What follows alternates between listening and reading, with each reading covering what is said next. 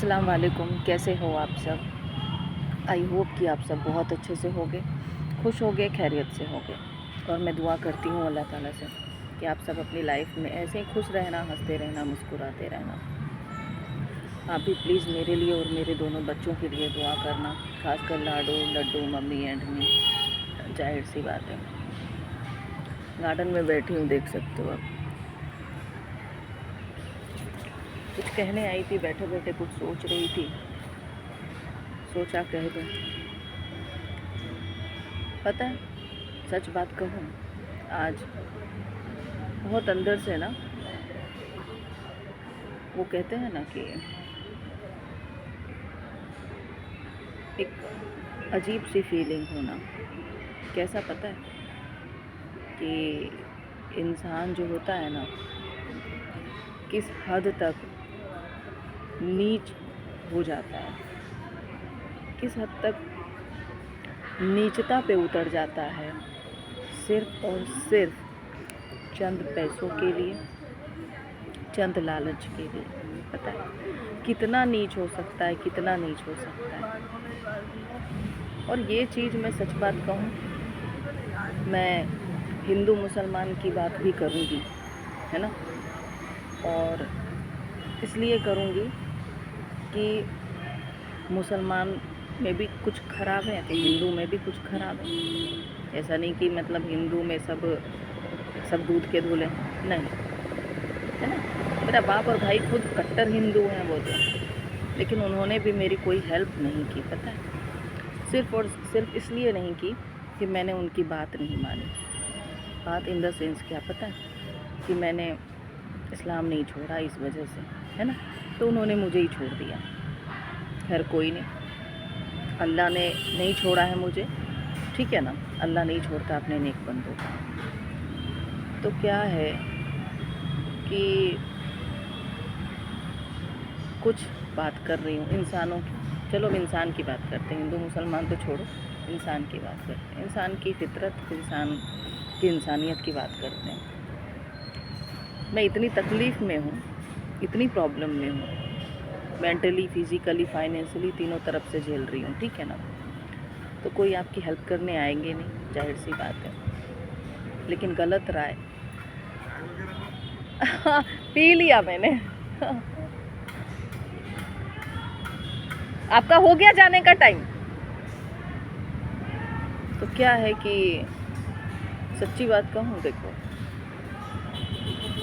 इस मुश्किल की घड़ी में, इस मुश्किल के वक्त में आपको सही राय कोई नहीं देगा, मदद कोई नहीं करेगा, है ना। उल्टा आपको गलत चीज़ों में धकेल देगा। क्या तो सुनना, एकदम फैक्ट बोल रही हूँ, रियलिटी बता रही हूँ।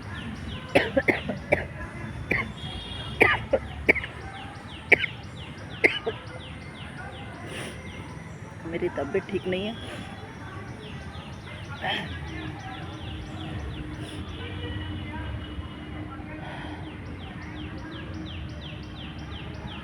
क्या तो सुनो, लोग मुझे दारू पीने का सलाह दे रहे हैं, मानोगे?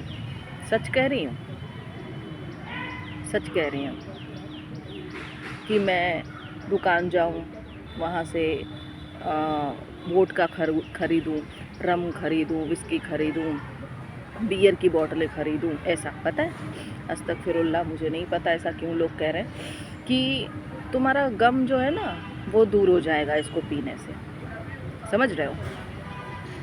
और नहीं तो और, इसके लिए पैसे देने के लिए भी तैयार हैं। क्या?